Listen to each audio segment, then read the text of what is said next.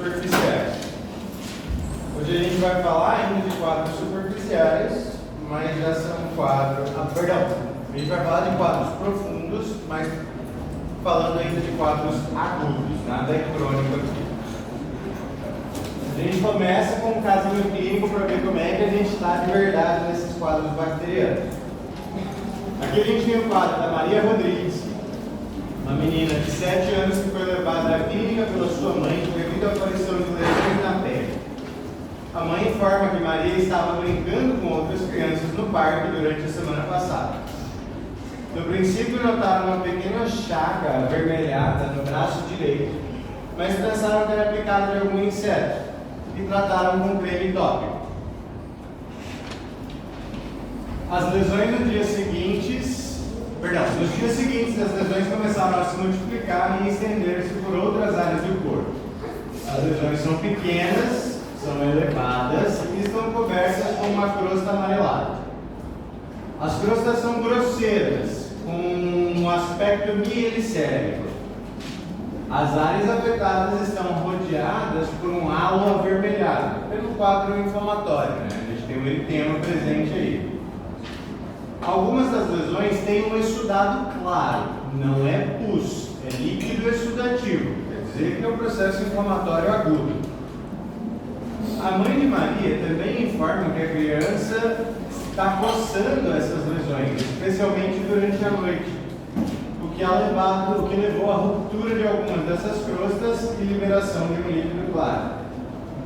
O que eu estou dizendo ainda é, quando ela coça, sai a crosta e acaba saindo exudado, não é pus. A mãe está preocupada pela propagação das lesões e o incômodo que essas lesões têm causado a Maria. Ao examinar a Maria, o médico nota múltiplas lesões similares que estão em diferentes etapas de desenvolvimento em braços, perna e no rosto. Algumas dessas lesões estão avermelhadas e elevadas, enquanto que outras cobertas por essa crosta grosseira e amarelada. Não há evidência de febre nem de sintomas sistêmicos. Hipótese diagnóstica. Oscar chegou.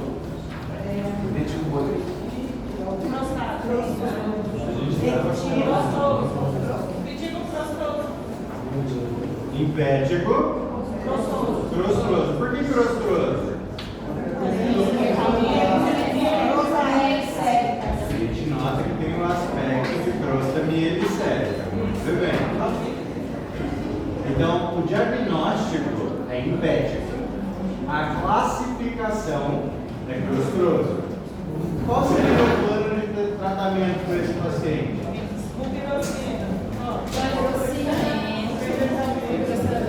A gente vai fazer tópico ou sistêmico? Tópico. Por que tópico? Porque tem mais de uma lesão. Boa, porque a gente tem mais de uma lesão. Quais são os critérios para... Não é possível. 15 minutos.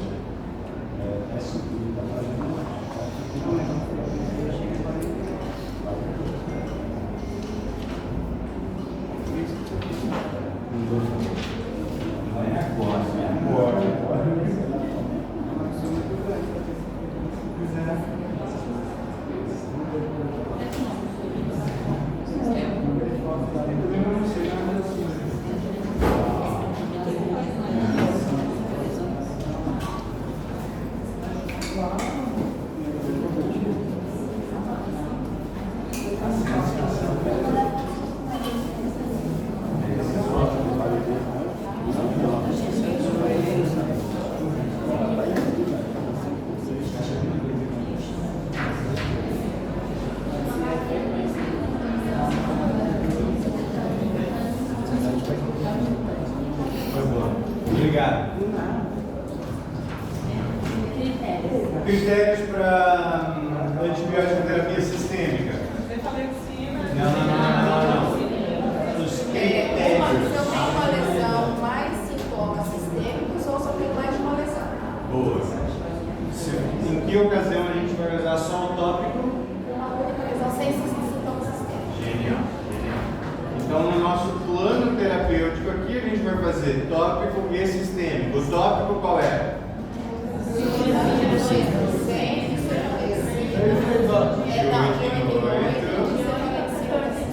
Muito bom. E o sistêmico vai ser a cetolecina.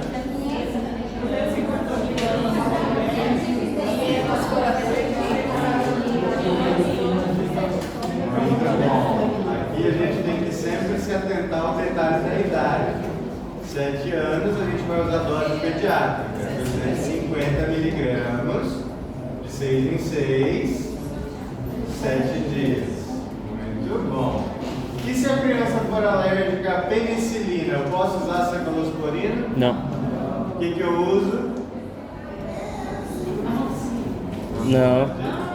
Penicilina. Deixa eu ver Sulfonilureas.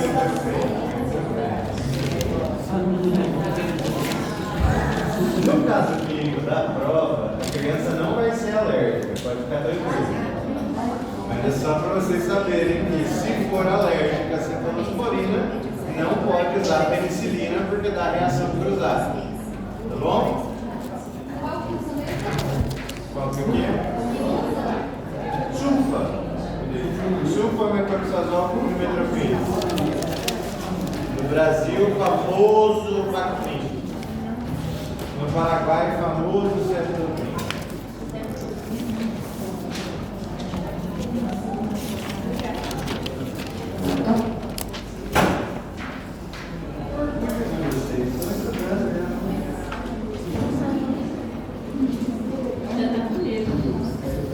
Agora vamos para os quadros profundos.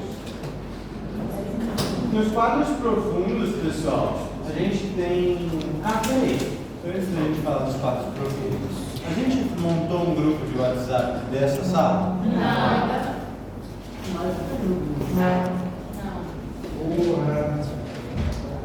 Não dá para montar aí?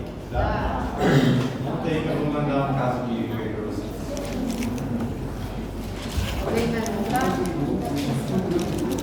Bom, vou continuar aqui, vocês montam, depois a gente discute o casinho.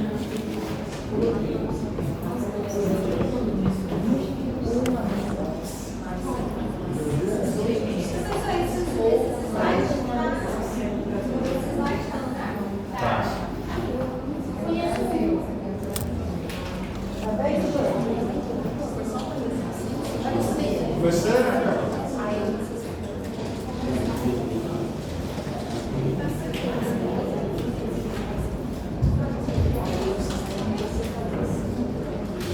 Alguém montou já? Calma aí. Tô montando. Vai, vamos, erisipela. Os quadros profundos, a gente está falando que é acometimento de dermis ou tecido celular subcutâneo. Vou colocar você no grupo. Sim, senhor.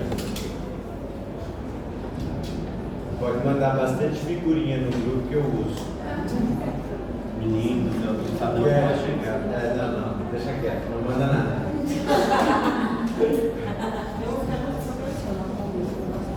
Esse professor é foda.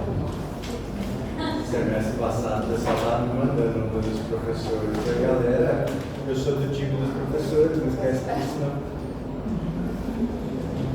Então, como a gente tinha falado na semana passada, os quadros superficiais eram quadros que estavam retidos, vamos dizer assim, a epidermis, correto? Agora a gente vai falar de quadros que tem foco dérmico. Ah lá, chegou meu socorro. Agora sim eu posso cair. Eu estava no medo de cair aqui e o povo queria me ajudar. Olha, gelado, molhado de suor. Não sei. Pessoal, postei o link lá no grupo de aviso, viu?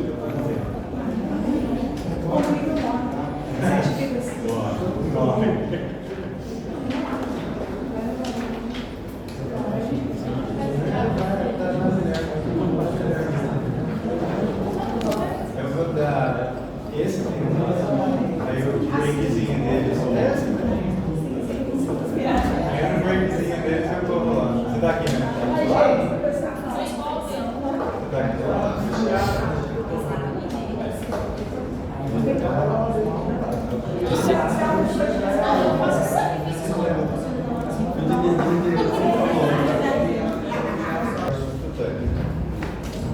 Vocês vão ver que alguns autores consideram a erisipela e a celulite como a mesma enfermidade. Mas existe uma diferença prática entre uma e outra, que é o foco infeccioso. O foco infeccioso da erisipela é a nível dérmico. Então é um pouco mais superficial que a celulite, que se define como foco infeccioso em tecido celular subcutâneo, ou a infecção de tecidos moles propriamente dito. Então, clinicamente, a gente consegue diferenciar os dois pelo aspecto da lesão.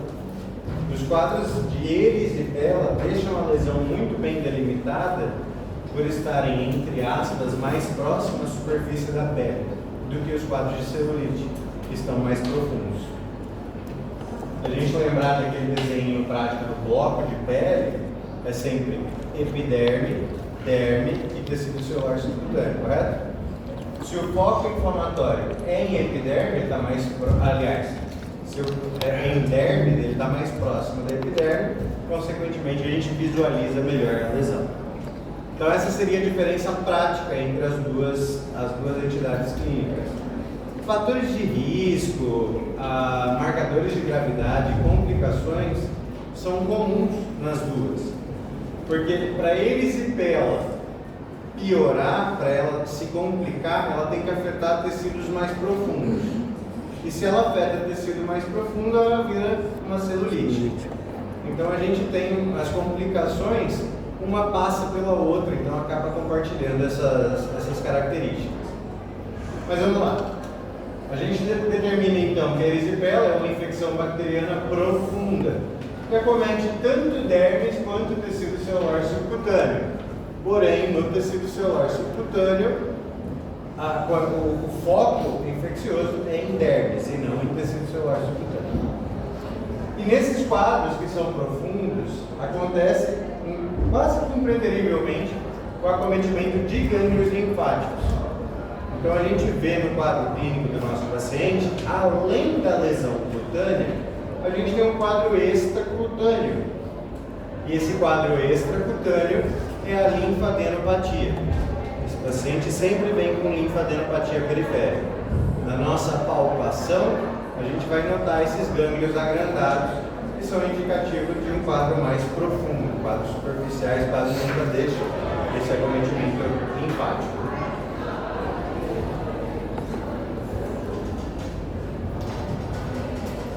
Graça. Os principais agentes causantes aqui são gram-positivos. A gente sempre foca em estáfilo aureus e streptopiógenes, porque são os mais abundantes na nossa microbiota. Pode acontecer por gram-negativo?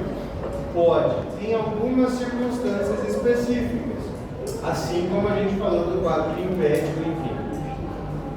Quando que é mais provável que seja gram-negativo? Quando o paciente tem trauma anterior e o trauma tem a ver com acidentes com animais. Ou seja, mordida de cachorro, mordida de gato, mordida do que for, é mais provável que o quadro infeccioso tenha uma origem de gram-negativo.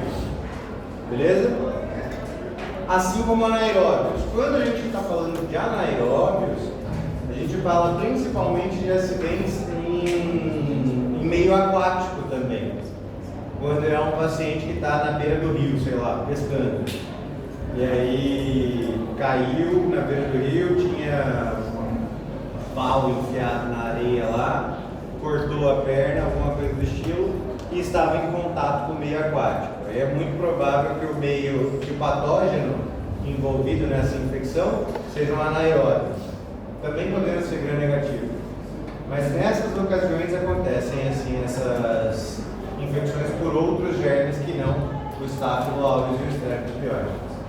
De maneira geral, a gente acaba tratando o nosso paciente de forma empírica, cobrindo gram-positivos, porque é o mais comum. Se houver resistência ao tratamento, lá na frente a gente vai avaliar isso como um marcador de gravidade, a gente vai trocar a nossa antibiótico terapia, mas a princípio a gente faz o tratamento com cefalexina, que é o padrãozinho, vai cobrir bem gram positivo e certa cobertura para gram negativo também. Beleza? Então aqui a gente sempre vai considerar o antecedente de trauma cutâneo, assim como nos quadros superficiais, porque leva a perda da barreira cutânea e, consequentemente, a invasão do agente por uma porta de entrada, que gera infecção endémica que se prolonga até tecido selvagem.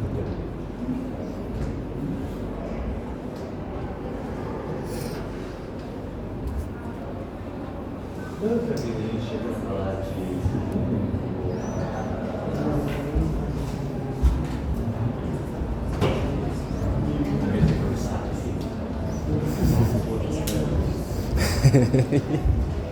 Fatores de risco. Nos fatores de risco para quadros infecciosos ou piodermites, nesse caso, que são infecções por bactérias, a gente considera alguns fatores que são gerais. Vamos tentar entender esses fatores. A diabetes mellitus sempre se considera um fator de risco. Pergunta: por que é um fator de risco para infecções profundas? Cicatrização? Não. Glicose? O excesso de glicose? Tem menos sangue chegando, menor. Indireto, tudo isso que vocês estão falando faz sentido. Quanto a cicatrização, quanto a hiperglicemia do paciente. Vai ter maior dificuldade de chegar o sistema de defesa no... Exatamente. São pacientes que têm vasculopatia periférica, correto? Então o índice de perfusão percutânea desse paciente costuma ser menor do que um paciente sem diabetes mellitus. E qual que é a complicação direta disso? Chega pouco ou nenhuma mediador inflamatório através do torrente sanguíneo. Então você tem uma resposta muito baixa para essas bactérias. Ah, que coisa linda, obrigado. Eu vou passar mal mais vezes. Vou buscar um Se eu ganho chocolatinho, é assim que vocês têm que me tratar, tá vendo? Garoto esperto.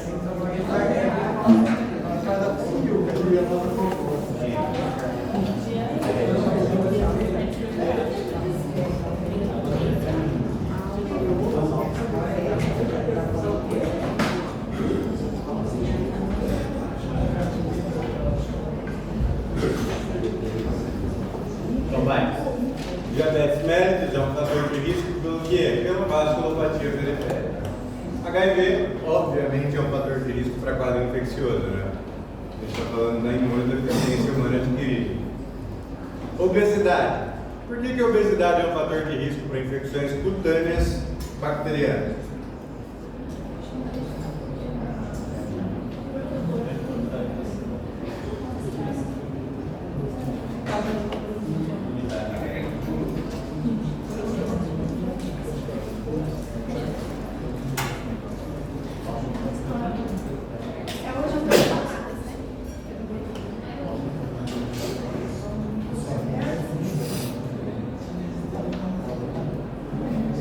Por quê? Também tem hipoperfusão cutânea. A gente pode classificar esse paciente também como essa hipoperfusão cutânea, como se fosse uma vasculopatia, também devido à aterosclerose, enfim. Uma vez eu fiz essa pergunta, o Guri vira pra mim, porque gordo só faz cagar. Traumas cutâneos. Traumas cutâneos são os principais fatores de risco para qualquer quadro infeccioso bacteriano, se a gente está falando de pele. Antecedente de faringite. Por que diabos a faringite poderia ser um fator de risco para uma infecção na pele? Pelo Streptococcus, né? Que causa infecções metastásicas, que é essa capacidade de entrar no torrente sanguíneo e no torrente linfático e produzir esse foco infeccioso à distância. Infecção de pele pré-existente do paciente. Obviamente também, né? Se a gente tem um quadro bacteriano superficial, a principal complicação dele é aprofundar-se cada vez mais. Se ele era um impétigo e ele se complica, ele vai aprofundar. Quando ele aprofunda, ele chega a dermis. Quando ele chega a dermis, já é erisipela. Então, a gente está falando de um fator de risco que é óbvio também. E edema crônico? Por que edema crônico é um fator de risco? Por que vascularização? Hã? Vai. É vascularização, mas por quê? Tá perdendo muito. Em qualquer um desses casos de edema crônico, seja ele renal ou cardíaco, é um paciente que tem vasculopatia também periférica. Então vai gerar esse edema, essa hipoperfusão cutânea, que tem uma consequência de chegar menos pró-inflamatórios ao local do trauma. Então, se a gente parar para pensar, o principal fator de risco é a vasculopatia e as condições que implicam em vasculopatia. Além do tabagismo. Por que tabagismo seria um fator de risco? Vasculopatia também. Vasculopatia também, no caso causado pelo alcatrão. Tabagismo é meio que um fator de risco universal. Né? Só no homem que ele tem uma vantagem, entre aspas, que ele previne câncer de colo do útero.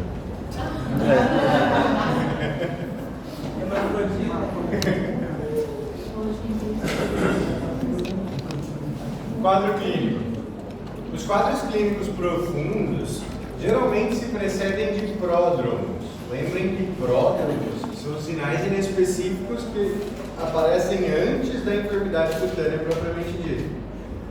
Aqui a gente vai ter um paciente que classicamente refere sensação febril ou febre alta propriamente dita, que se segue de adinamia, mialgia, artralgia, náusea, vômito, parará, como qualquer quadro febril de um paciente. Geralmente, isso precede em 2 a 3 dias o quadro cutâneo propriamente dito. Então, quando esse cara chega com a lesão na pele, você vai fazer a anamnese desse paciente, o quadro se antecede pelo menos 2 a 3 dias de febre com sintomas gerais. Beleza? O que já não é uma característica comum nos quadros superficiais, que eram mais localizados. Os quadros profundos, sim, na grande maioria das vezes, vem com essa sensação prodrômica. O que é essa dinamia? A dinamia é quando está jururu. Não quer nada com nada, tá jururu, tá borocochô. Não é mal-estar, porque mal-estar seria a diminuição do estado geral. Hã? Aí já entra mais no caso de mialgia, enfim. É quando você tá borocochô, você não quer nada com nada. Ah, essa merda, essa vida, esse animal. Em Guarani, como sempre, em Nhanduti é a esquecida, né?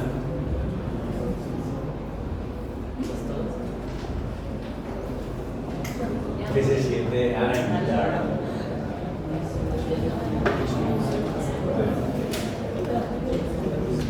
É literalmente essa sensação. Você se sente uma aranha no peito. Não é nada.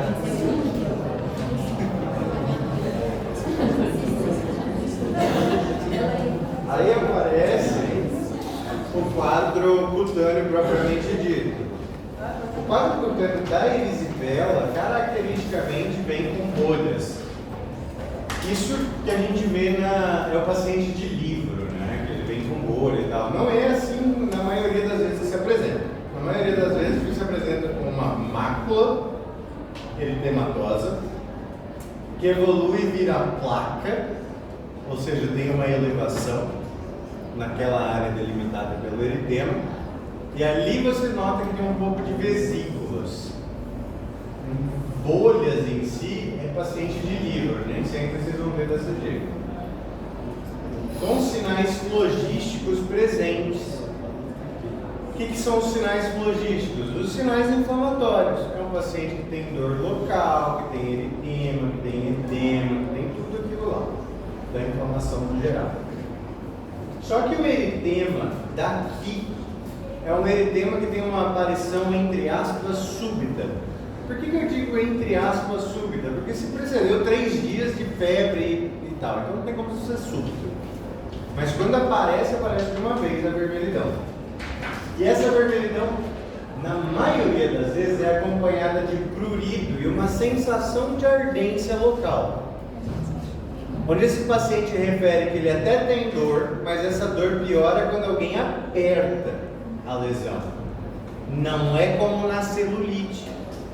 A celulite bacteriana, o paciente refere dor constante.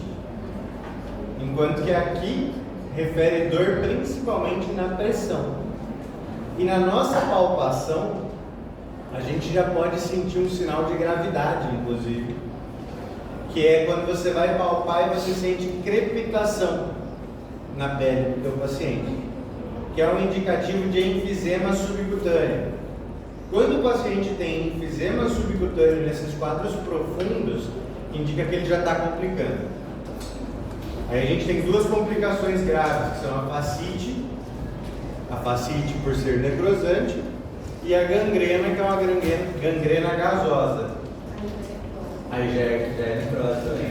Esses 2 quadros são principais complicações e a gente percebe pela exacerbação da dor e pela palpação vai ter crepitação cutânea. Beleza? Ainda na palpação, eu vou perceber o que? Adenopatia periférica. Esse é um paciente que sempre vai ter um gângliozinho dilatado. Pode ser que ele tenha inclusive um cordão ganglionar. Todo aquele vaso linfático está dilatado. Porque o quadro infeccioso aqui é muito mais intenso e a reação granulomatosa também. Então ele classicamente vem com esse acometimento periférico de gânglios linfáticos. É muito mais frequente em membros inferiores e face. E aqui quando a gente fala de localização... Face. Cara, tá fase. Então. Não sei por que eu escrevi fase, mas deixa. Me deixa. Eu devia estar bêbado quando fiz ela. Aqui, a gente começa a mencionar os fatores de gravidade.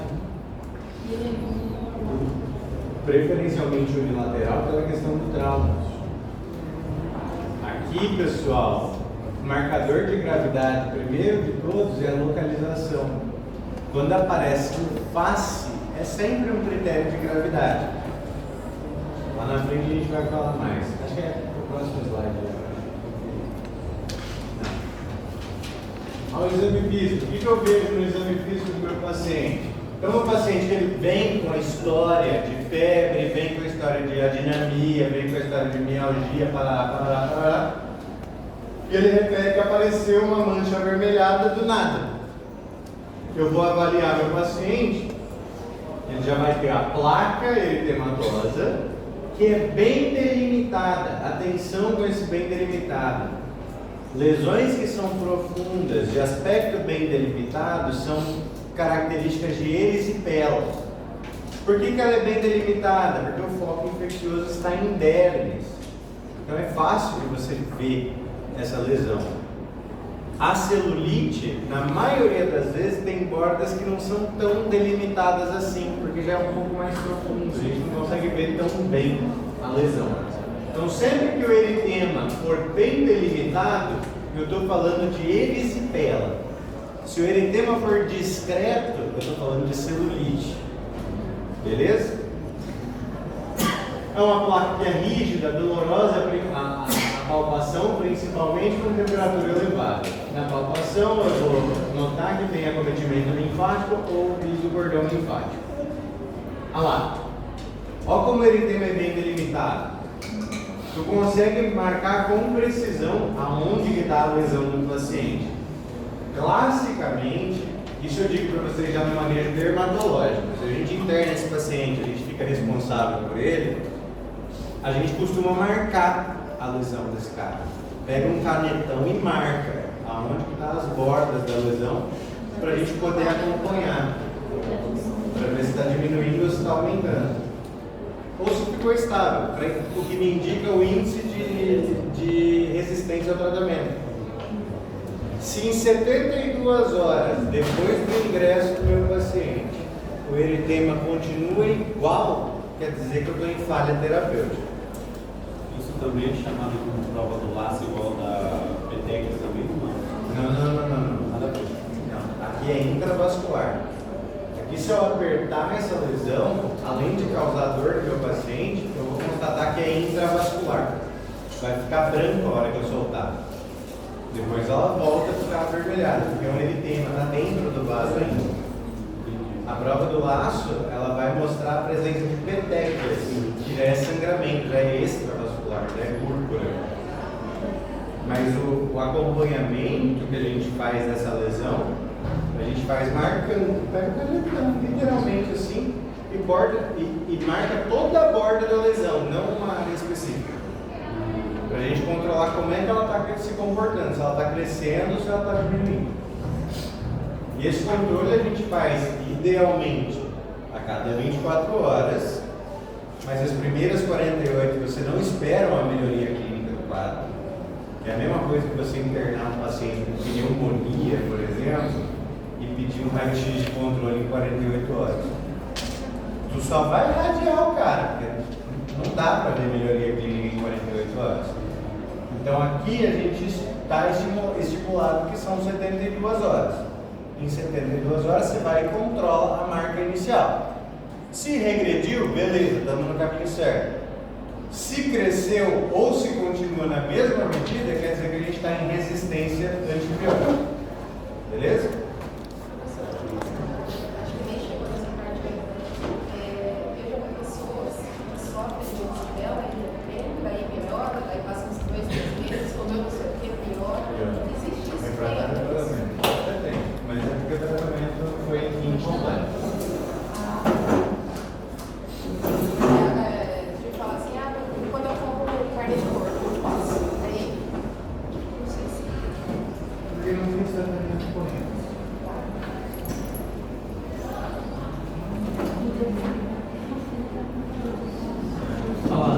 Pior que eu não estou entendendo, mas se isso aí eu vou só.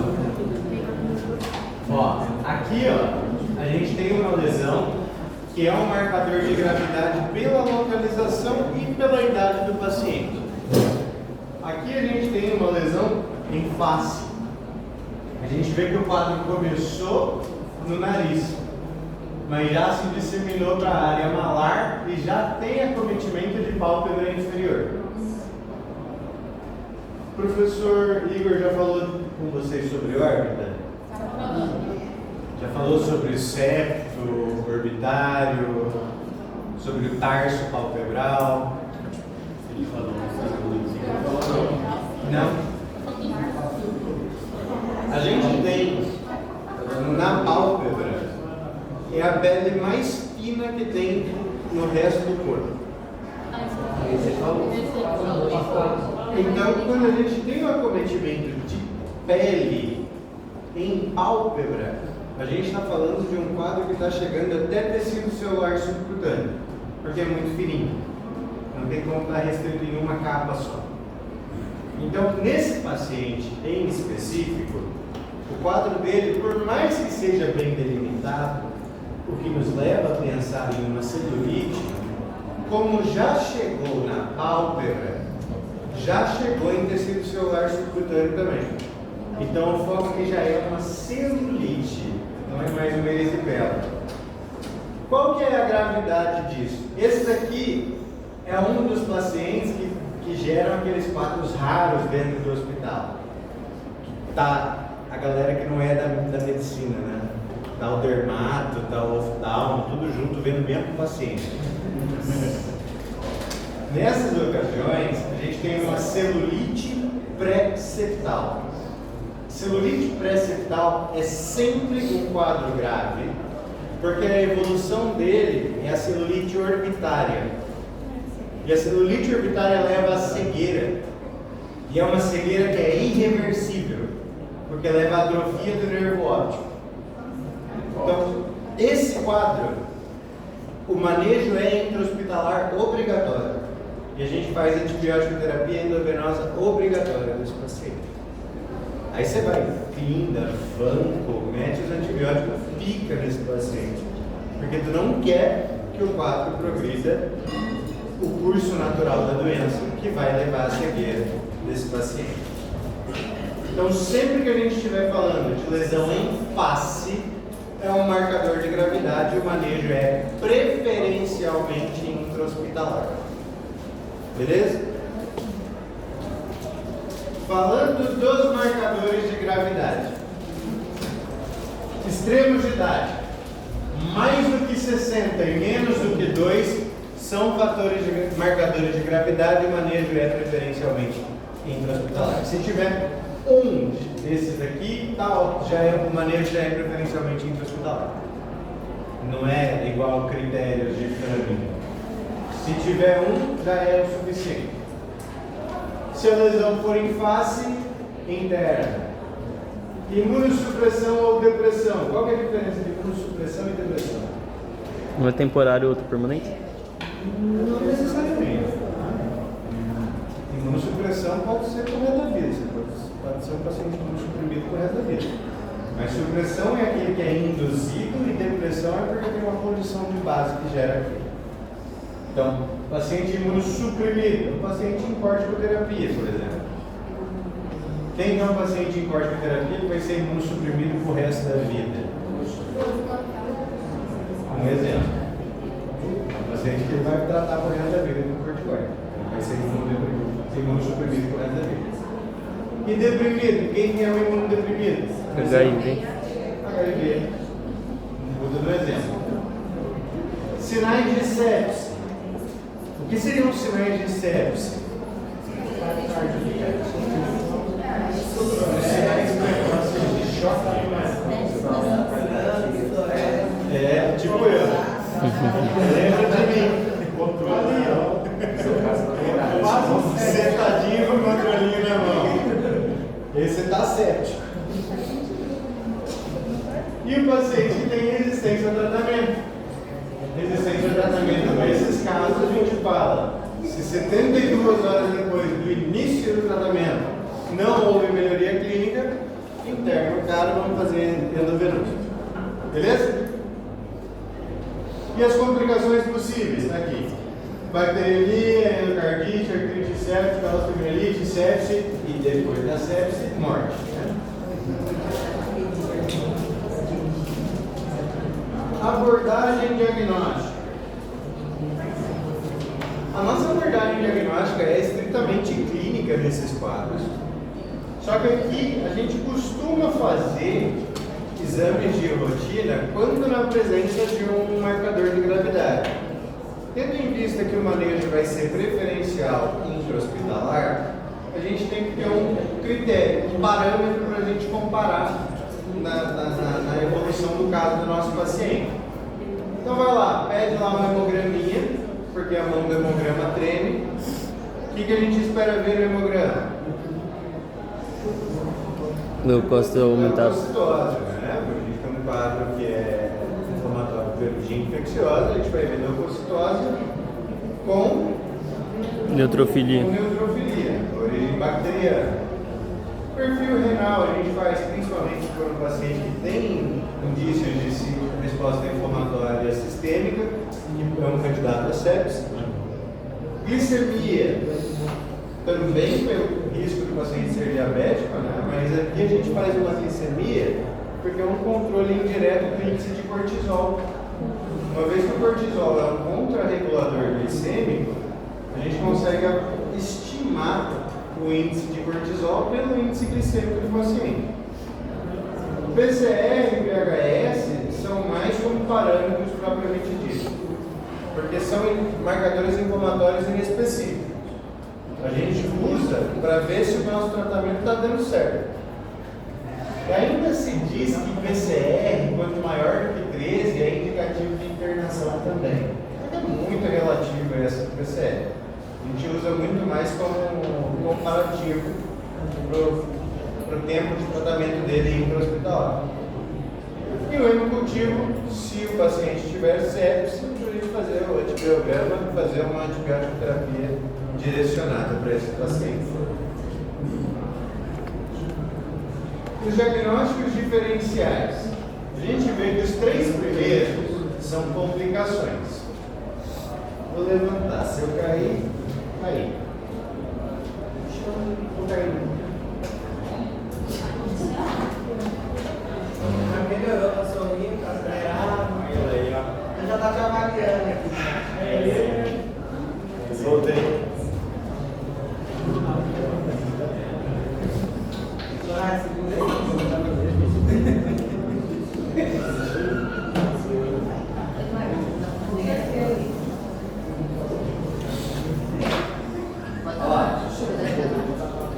No caso da celulite, o foco infeccioso está em dermis, correto? Aqui é epiderme.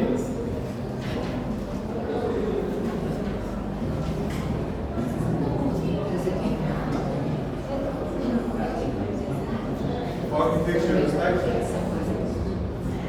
A grande complicação de quadros bacterianos é a invasão de pele periférica. Então ela vai crescer e se aprofundar. Correto? Então a primeira complicação falando de extensão, é que ele chega a acometer tecido celular subcutâneo. E quando chega em tecido celular subcutâneo, passa a ser uma celulite. Então o primeiro diagnóstico diferencial é a celulite. Qual é a diferença clínica entre um e outro? O início. Muito bem. A gente vai notar que tem um eritema mais discreto, um quadro mais doloroso. Se ele continuar se aprofundando, ele vai acometer fáscia muscular, porque embaixo do tecido celular subcutâneo já está a fáscia muscular. Quando ele gera a infecção da fáscia, a gente tem um quadro de Fascite necrosante. fascite, que tem como principal diferencial a gangrena gasosa. Os dois levam à necrose. Então esses são os dois grandes diferenciais: celulite, fascite e a gangrena gasosa, que é uma entidade muito clássica de ser diferenciada da fascite necrotizante propriamente. A grande diferença desses dois quadros é justamente o nosso manejo desses pacientes, porque são pacientes que são de tratamento cirúrgico, né? A gente tem que tirar a área necrótica do paciente, porque passa a ser um foco infeccioso eterno do paciente. O resto do tratamento é clínico. Abscesso cutâneo. Qual é a diferença da erisipela e da celulite para um abscesso? Formação de pus. O abscesso é uma lesão purulenta, enquanto que as outras duas não. Vírus varicela zoster. O vírus varicela zoster é um diagnóstico diferencial importante aqui, muito importante, porque vem com uma clínica bastante similar, bastante dolorosa, com a mácula que vira placa, que aparece vesículas, parará, assim como a erisipela. Qual que é a diferença prática para a gente falar que é um diagnóstico diferencial entre a erisipela e a varicela zoster? O local.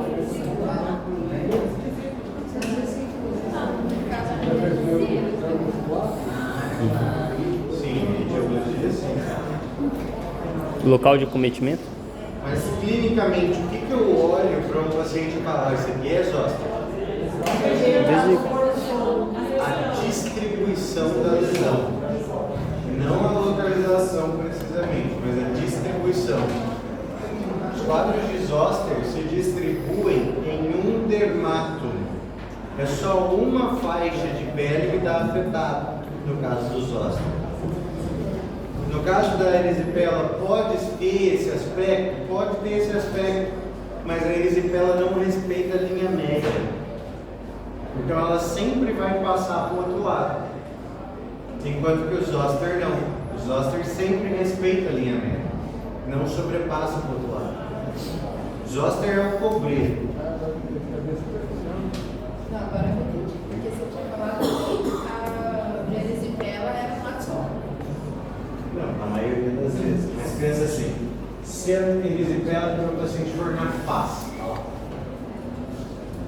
Estava no nariz, foi para bochecha. Exato. A gente nota nesse paciente aqui que além de estar no nariz foi para esse lado, a gente nota que o outro também está edematoso. Aqui já é uma lesão bilateral. Mesmo que o foco dele é no nariz. É mais fácil vocês que nas ostras. Nas ostras nunca vai acontecer. Nas ostras sempre vai estar de um lado. Porque é só uma raiz nervosa que está afetada. Por isso que se diz do cobreiro, tá? Se o cobreiro fechar, o paciente morre. Deve morrer, mas nunca vai morrer porque Não vai fechar. só tem de um lado, nunca vai fechar. Saúde. Escrever sempre os varicela, só. Vírus varicelas ósseas. Impético, obviamente, é um diagnóstico diferencial, uma vez que é de origem bacteriana também. A diferença é que é superficial. E DC, dermatite de contato. Dermatite de contato é um grande diagnóstico diferencial, uma vez que as lesões são similares, também vem com placa, também vem com ruído, pode ter certa dor local. Só que o principal diferencial é que, como o nome sugere, tem que ter contato com alguma coisa que seja irritativa. Então, é sintomas sistêmicos, né? Os sistêmicos também, exatamente. Então, sempre que a gente vai falando de DC, tem que ter o antecedente de contato. Se não tem contato, não pode ser dermatite de contato. Ô doutor, o impético, ele pode vir a virar isso aí Vira, sem ser trauma, só de... vira. Se você não trata, ele vai virar.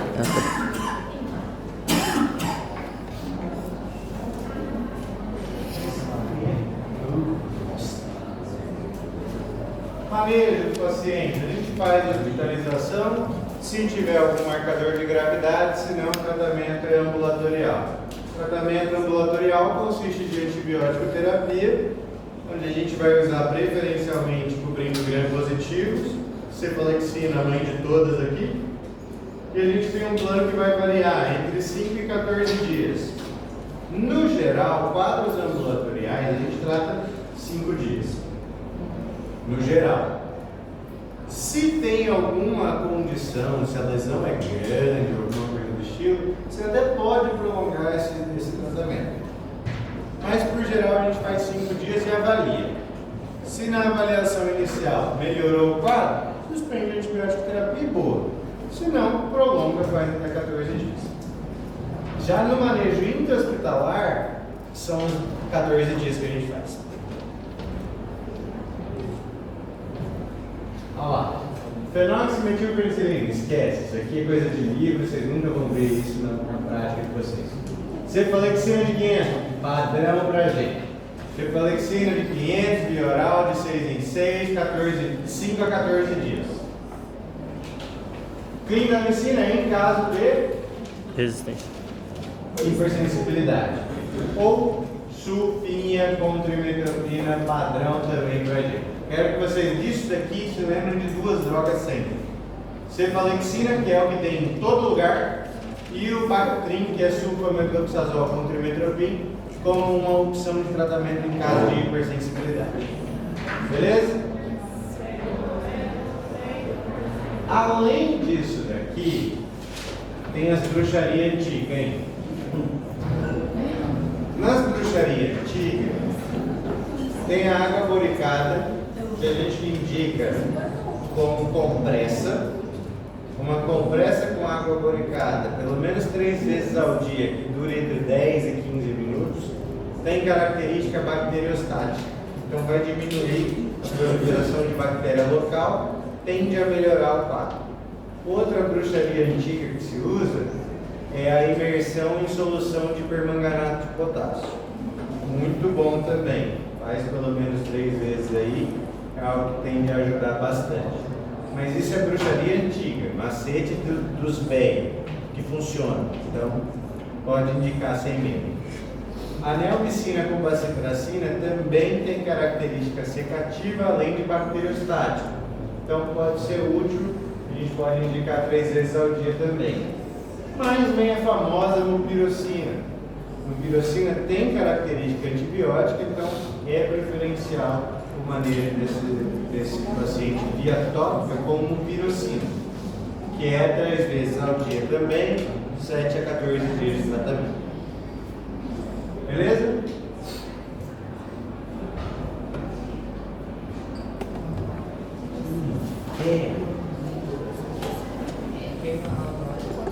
Calma. Internei o paciente. Era um cara que tinha marcador de gravidade. Dentro de marcador de gravidade, sempre leva em consideração o fator socioeconômico. Sempre leva isso em consideração, pensando em atenção primária e saúde. Aqui a gente tem um esquema padrão e um esquema de filha da puta. Um esquema padrão, a gente coloca lá cefazolina, 1 grama no venoso de 6 em 6, 14 dias. Esquema de filha da puta, penicilina G-brocaína, 400 mil unidades intramuscular de 12 em 12 por 10 dias. É muito de filha da puta isso. O cara abandona. Abandona. Tudo no glúteo? Bunda e vasto materno. Ave Maria. Então, assim, isso daqui está protocolado. É um esquema que pode ser seguido, mas o preconizado é sempre endovenoso se a gente está falando de tratamento intra-hospitalar. Então, não tem por que você fazer isso para o seu paciente. Mas numa condição que você está, sei lá, onde só tem isso para fazer, não tem cefazolina, o cara vai ficar cego, beleza, faz. Dá preconizado, tá bom? E aqui tem caso de hipersensibilidade. Mas foca na cefazolina, que é o que eu vou pedir, porque é o que tem no hospital, é o que tem no... Beleza? Agora sim, pode ir para o break.